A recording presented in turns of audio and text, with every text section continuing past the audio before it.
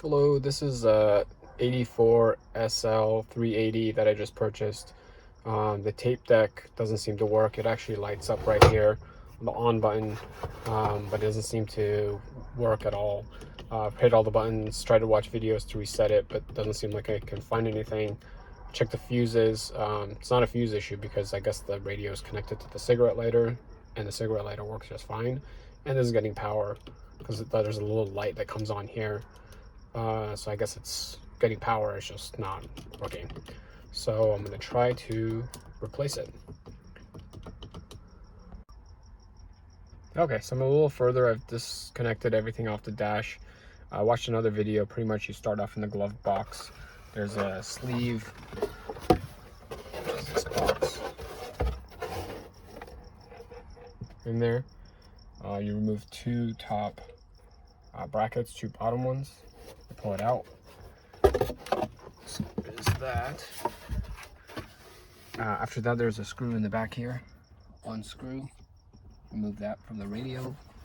Then you come to the front. Remove the ashtray first. Then this pops right off, and then the radio slides out with a couple little notches. I think somebody's been messing with mine because there's a 6-disc CD changer in the back.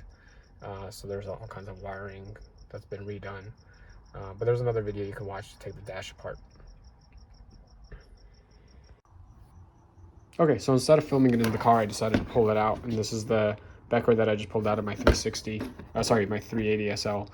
So the back of the radio, these two were connected right here. These are just speakers, left and right. So they're a little chip that goes inside. So you cut those out. There's only two speakers. There's one on the left side, one on the right side, both in the front. So pretty easy. Follow your manual of your new one. It shows you exactly what to connect it to. So if you look inside, here's the diagram. So here's the front left, here's the front right. So I only used these two wires, didn't use any of these right here on this side. And then if you notice on mine, it says the ACC, which is red.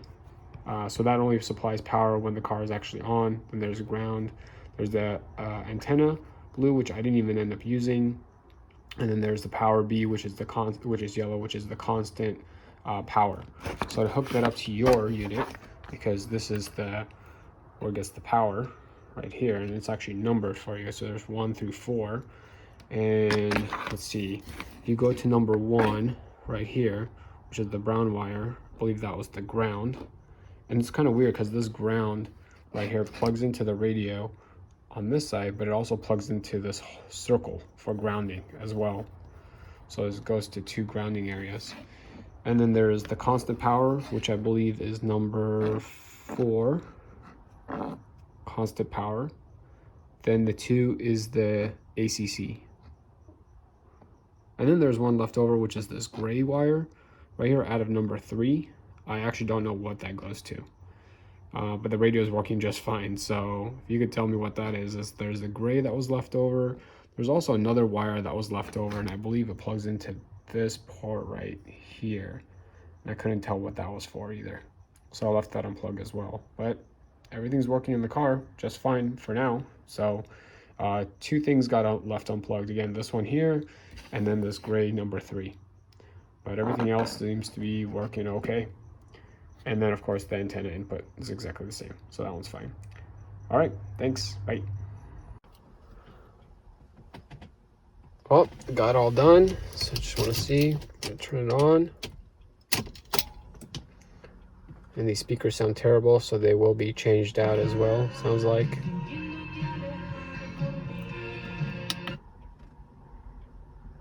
They don't care because they each made like $1 billion. What? This was on Amazon. This is Boss. This is only like 40 bucks, but it has Bluetooth, speaker, you could talk to it. It has a USB drive, and it has an auxiliary port. So not bad, 40 bucks. But the speakers will be changed out next. I think they're 4-inch speakers. There's only 2 of them, and they're around 50 bucks. Not bad. It took me about an hour to do.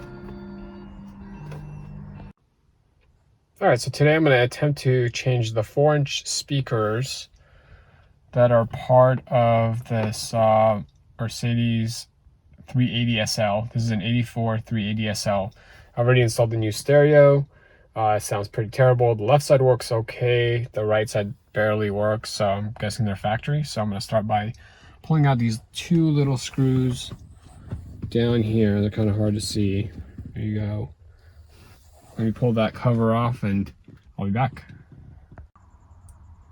Okay, it was pretty easy. So I just took off those two bottom screws, and then here's the top of the clamps. Looks like you, instead of pulling it, when you're pulling it, pull it down, so that way these clamps fall off this little bar that's here. So take off the screws, pull down, and it'll slide right off. These speakers look like they've been changed. It looks like they've been altered right here, like they've been cut off for the side, but it still sounds pretty terrible. So maybe this one's blown out or something, but it doesn't look like it's, looks like the seal is still there. It looks like it's okay, but for some reason it doesn't sound great. So let's see if I can change that out. All right, pull the speaker out. It has been changed. This is a Kenwood. Still sounds terrible, so I'm not sure if it's blown out for some reason. I play with the wires, still staticky.